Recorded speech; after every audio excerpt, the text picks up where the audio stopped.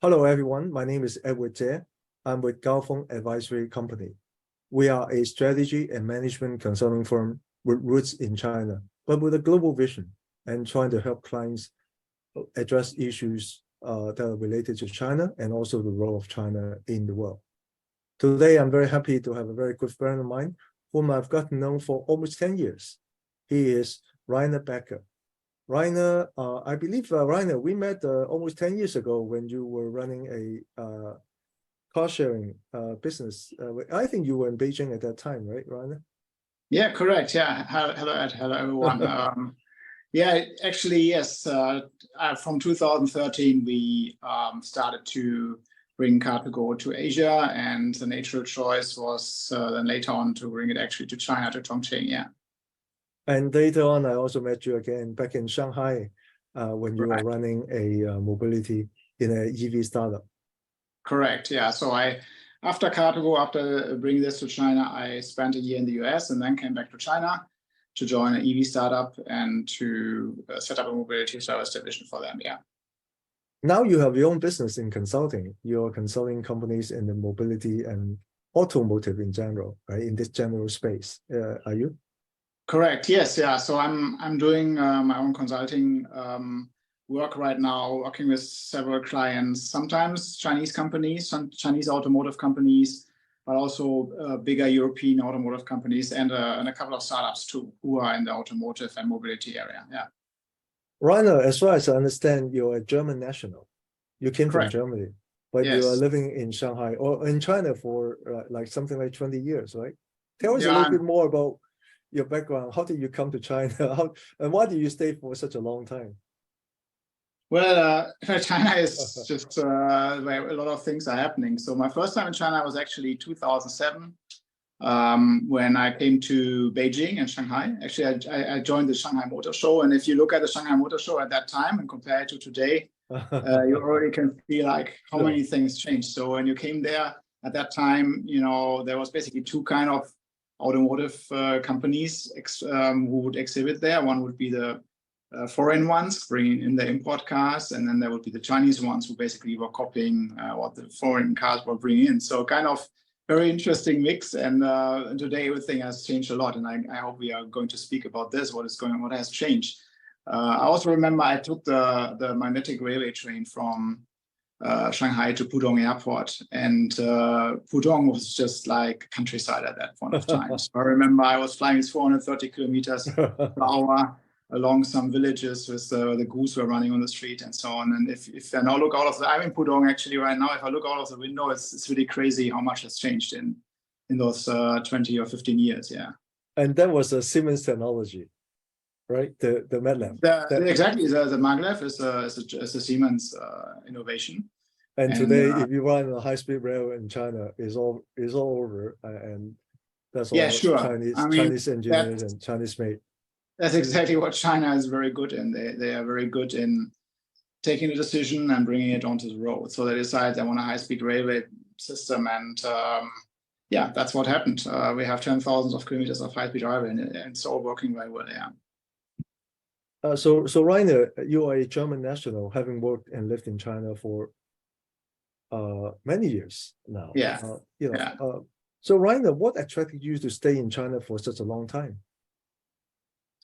Well, China is a country where, as I already said, a lot of things change very quickly. So if you come from a country where things are somehow in a certain state already and where things are changing very slowly, it's very exciting to be here because first thing is it's very dynamic. Things change very fast, and also they change very boldly. So it's not, let's try a little bit here, try a little bit there, but they take a decision and then they implement it. And it leads to real quick and effective results. So that's something you can learn from and can try to understand how to make it better in our own country. The other thing is China is very pragmatic. So it's a lot of, not a lot of market research and presentations and consultants, but it's more like, okay, let's try it and let's see what happens. They just, I remember when I came here, we brought car sharing here. We were doing all kinds of market research, trying to understand the market and the customers and so on. And then I met a guy from, I think, Shenyang or something, and he had just put 200 cars on the road and said, "Oh, I'm already implemented car sharing in Shenyang." And I asked him, "So how did you come up with that idea, and how did you plan this, and how did you know what price you can ask for?" And he said, "Oh, I just saw a problem with the traffic here, and I just put 200 cars on the road, and let's see what happens." I just wanted to solve the problem, he said, and I said, "Okay, if it doesn't work, then it doesn't work. Then I will do something else with the cars." But this is really Chinese spirit.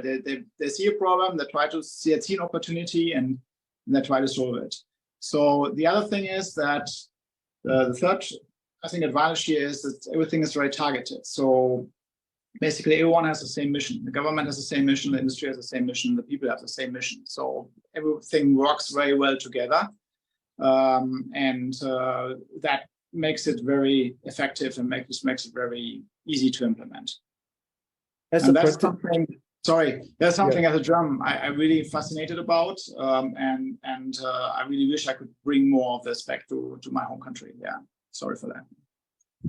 Yeah, thank you, Rainer. That was good.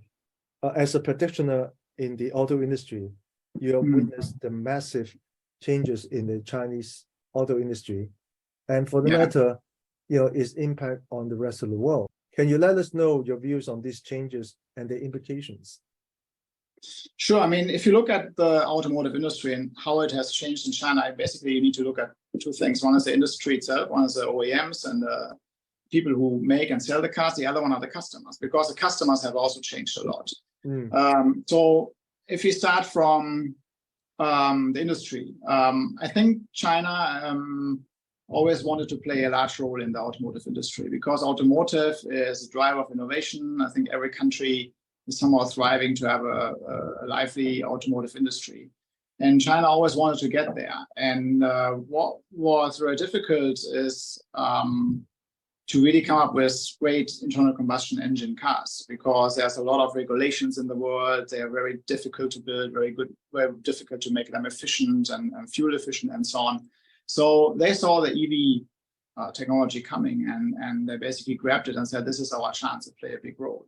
So this is a good example for what I mentioned before, where everybody works together. So the government basically supported those companies who wanted to grow into the EV industry.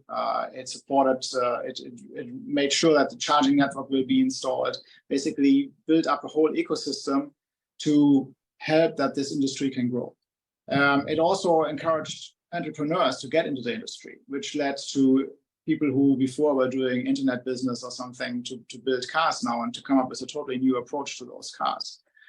So there was a lot of components that came together that basically helped the country to become a big automotive power. And we have today companies there who are really capable to compete with Western automotive companies in terms of quality, in terms of product innovation, and in terms of also sales numbers right now. And some of these companies are becoming pretty big outside of China too, right? Exactly. So they're now growing into other countries, like especially Europe now. With Norway is one of the countries where they initially came to, and they're now growing into Germany, into the Netherlands, because Europe is also picking up on EVs. And again, those cars are very competitive. They are very good. They have good, very good quality. They have, and this is a specialty of the Chinese cars, is they have a very good in-car connectivity, in-car interior design that is very cozy, where you really want to spend time in. And so I think they definitely will also get a piece of the cake in Europe, and some of them will be absolutely successful. I think you mentioned when you came to China, you saw many of the Chinese branded cars at that time. They were considered as poor quality, cheap, not as good as the Western cars. That situation has changed a lot, right, over the last decade or so. Exactly. So, I mean, right now, the Chinese customer also has changed a lot. I mean, Chinese customers, I think they are very proud of the country, proud of what China produces, and there's a kind of tendency to also buy local products and to buy locally innovated products. And so in this sense, I think the Chinese manufacturers have done a great job also to accommodate the needs of those customers.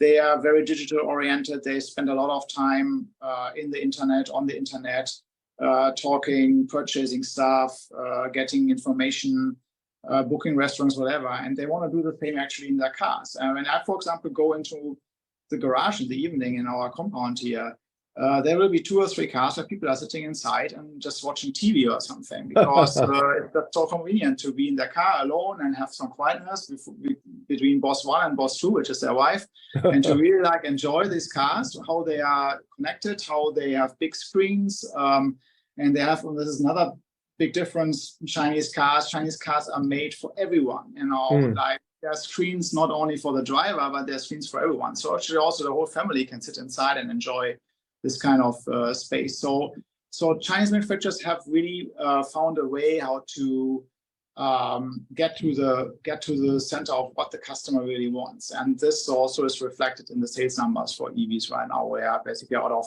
the top 10 cars, 9 are Chinese branded cars, and the other one I think is Tesla. So it's really successful now. That's a very good point, Rainer. How the Chinese customers' needs have evolved over time, within a decade's time, roughly.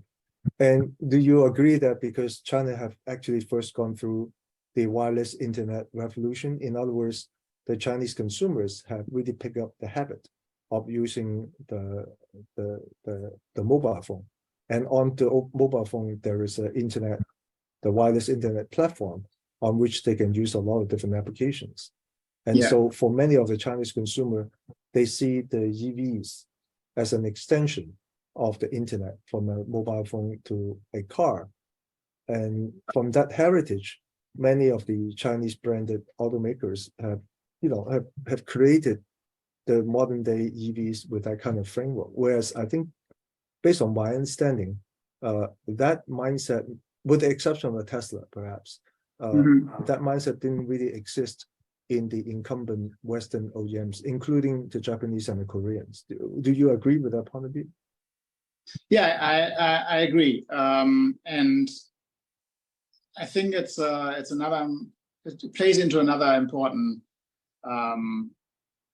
habit that everyone should have, is to really localize in China, to really understand the people, understand how people are thinking here and how they are living their life, because it's very, very different to what we are used to in Germany or in Europe, in the US, even in Korea. Korea maybe is more towards China, but Japan, for example, is also not so super digitally evolved. So I think the people here are so much diving into this digital technology. It's very far from what I see in Western countries. So as you said, they don't want to miss this when they're sitting in their car. They don't want to basically interrupt their digital life when they're sitting in their car. So they see this as a must to be able to jump into their car and just continue what they just did on their mobile phone. And because the Chinese companies, they are rooted here, they're living the same life, they knew exactly how to play this. And as I said before, many of these newcomers like NIO or XPeng, they are founded by people who actually were internet entrepreneurs before. So they actually come not from the bending steel side, but they come from the software side. They have the exact view of this, how to evolve this, how to make this a product, how to make this an attractive product, and also how to market this as a product. And the mindset from, or the culture issue is I think very imminent in many of the incumbents, where basically a car is still for driving and for having a good driving performance and a curve handling and whatever. While here in China, a car is a space where you spend time in. Yeah. And it's not so important that you can go into a curve with 200 kilometers per hour and the car is still stable. They don't care. They want to watch a movie and not drive 200 kilometers per hour. It's a very different definition, isn't it? Right, exactly. So and this is something that I think many of the Western brands are still struggling with. And of course, they still have a very big power over here. I mean, those brands like Cadillac or Mercedes-Benz or BMW, they still have names and they're still wanted by many Chinese customers. But there's a change coming, and I love that. I don't know if you know the book, The Innovator's Dilemma. I like this a lot. Sure. Yes. Because I was reading it actually when I was working for one of the incumbents, and every line I read, I felt like, okay, this is exactly happening right now in my company. so there's a lot of things happening here in China right now that remind me of that book, where especially also from the customer side, I mean, those incumbents are still forced to produce those like cars that we know as cars with less software, more like driving and handling issues, because there's still a majority of customers who want it, but the niche is growing, where people say, okay, my car, I just want it to work with my phone and to enjoy my stuff inside. And this niche will be one day very big, and I hope that the incumbents then can keep up and don't get a problem too much with it.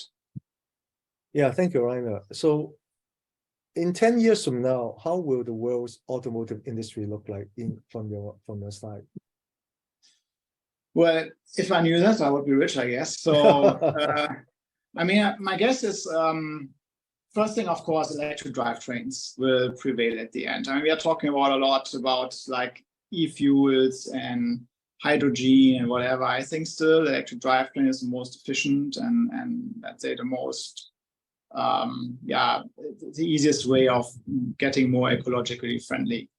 Then I think another big thing that will come is autonomous driving. I'm a big believer in autonomous driving for one reason, actually, is that machines will keep learning, and while the human will always do the same mistake. I mean, if you drive drunk once, maybe let's say you text and you have an accident, you text on your phone, you have an accident, you will maybe for 2-3 weeks stop texting, but then after a while you will start texting again. So you never learn.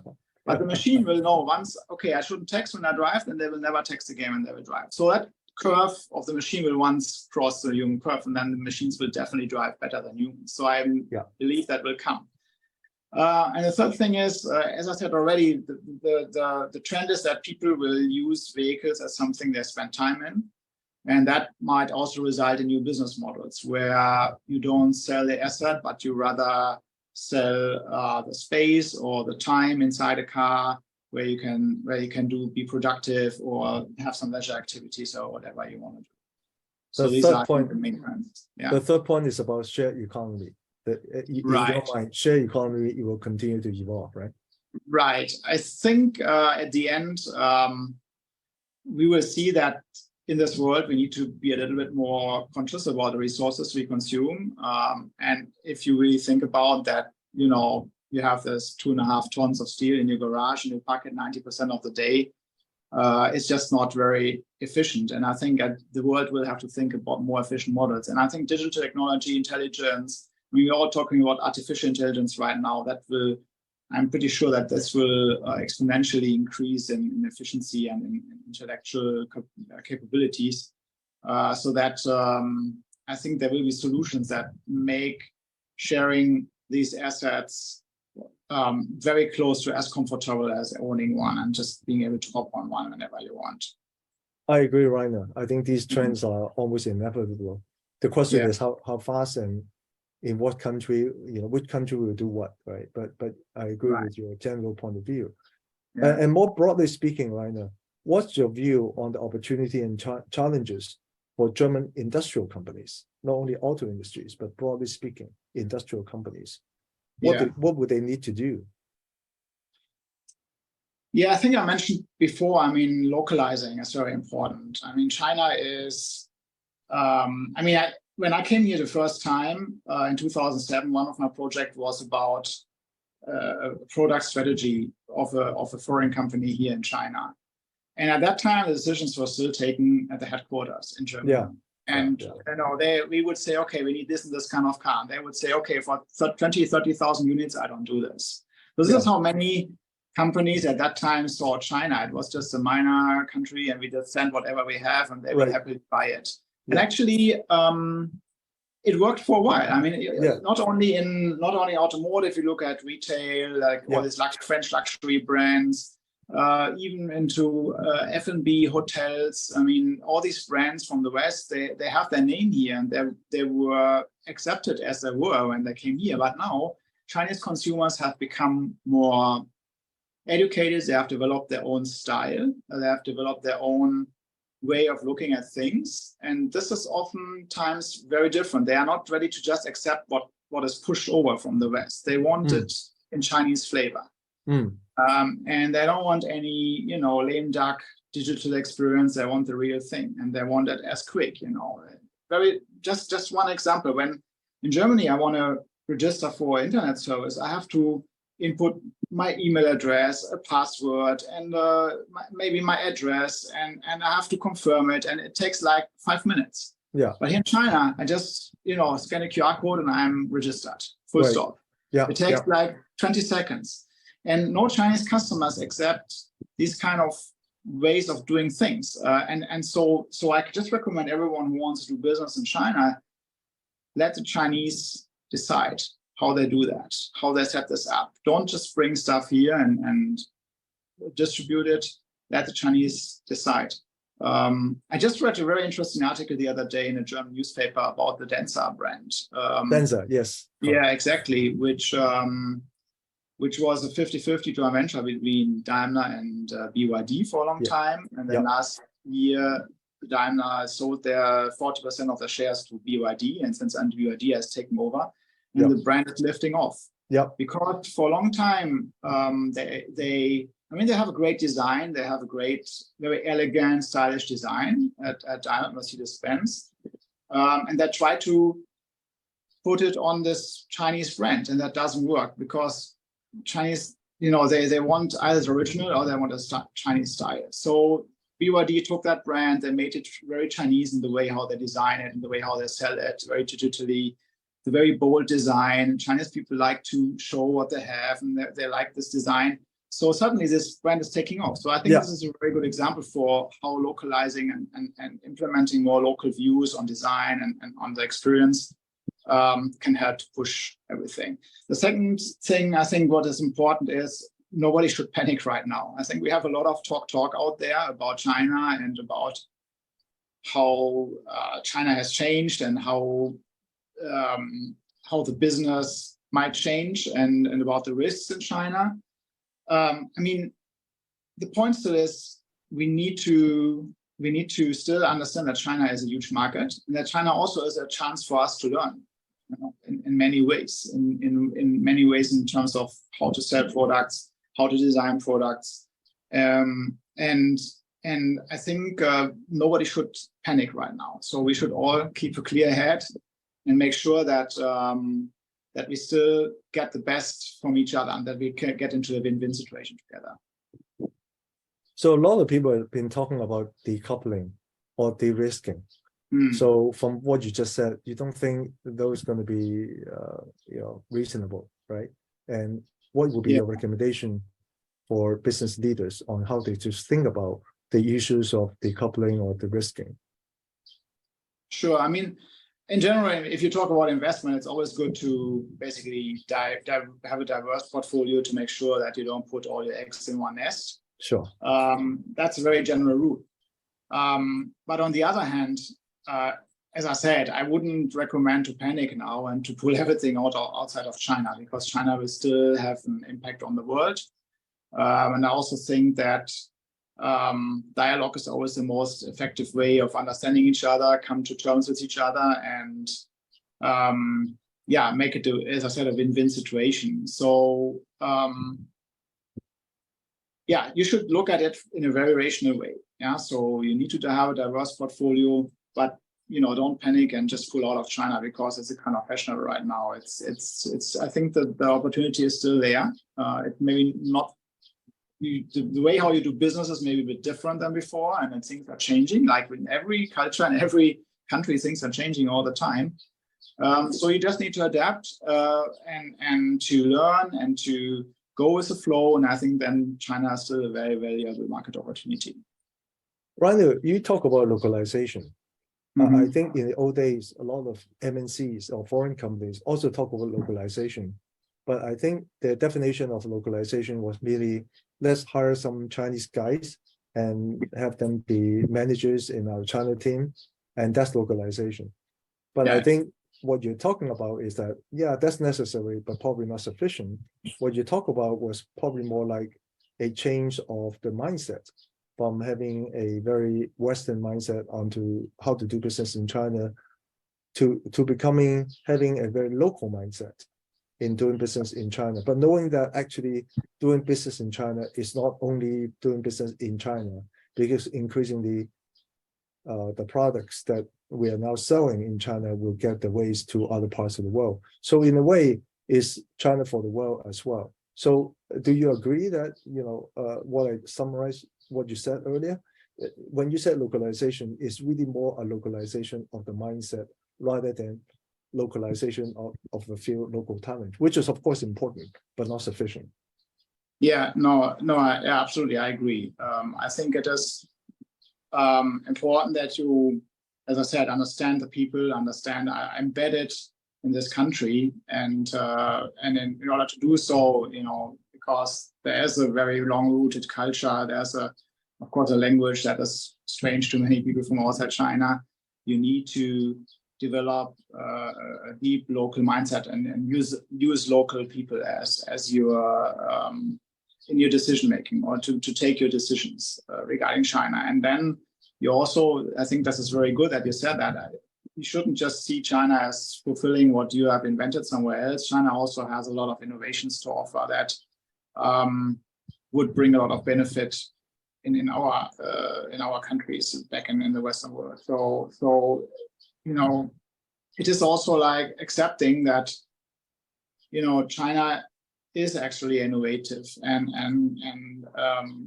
can bring a lot of interesting new products, services, and approaches to our world. Rainer, over the last several weeks, there were a number of foreign CEOs who have visited China, and also Chinese Premier Li Qiang also recently visited Germany and France. Do you see a renewed confidence in MNCs in China? What's your recommendation to Western CEOs? So I think, one of the main reasons, of course, that there are a lot of visits is that they have a lot to keep up. For 3 years, it was difficult to travel back and forth. So a lot of people now come because China is still a big market for them, and a lot of operations are going on in China. So people now are very curious how things are going. And I think that is also a sign that those people still believe in the operations in China, and they still think they play an important role. And if you look at the numbers, that's absolutely the case. Going back to automotive, 30-40% of some of the big German automotive companies, their revenue and even more of their profit is based in China. So they do very well in coming here and checking out what's going on, and that everything is going its way. For them, I can just say, stay tuned on China. China will play an important role. There will be many trends coming from China that will be picked up, and it would be a pity if we need only the Chinese companies coming to Europe to show us what the innovation can be here. Why do Western companies who innovate here not also bring those innovations back to their home countries? I think this is definitely an attitude that many of them should have. And again, not get into a too negative mindset. We all have to be mindful of what we are doing, but again, at the end, I'm very much convinced that China also will need diversity. It will also need input from outside, because my personal opinion is diversity encourages innovation. Yeah. And I think China will understand this and will always be open for a dialogue. At least that's also what I experience in my daily life, that people are very open for dialogue and to learn from us, and we should also do the same, vice versa, the other way around. Yeah, Rainer, thank you for your time, and I've known you for almost 10 years now. I'm always very impressed with your knowledge on the auto industry, but also your broader point of view on the German or Europe relationship with China, at least from the industrial company standpoint. So I really appreciate that. Today you are doing your own consulting. So if any of our audience would like to get hold of you, they like to find you because they want to get your counsel on certain projects or anything, how should people find you, right? Yeah, best is I guess find me on LinkedIn. My LinkedIn my LinkedIn address is /Rainbeck, so you will find me very easily. Because I also have the most accurate contact address. Thank you, Rainer. I appreciate your time, and Sure. thank you for Thank you very your much. very good answers to my questions. Enjoyed it a lot. Thank you very much, Ed. Yeah, thank you, everybody. Thank you. All right.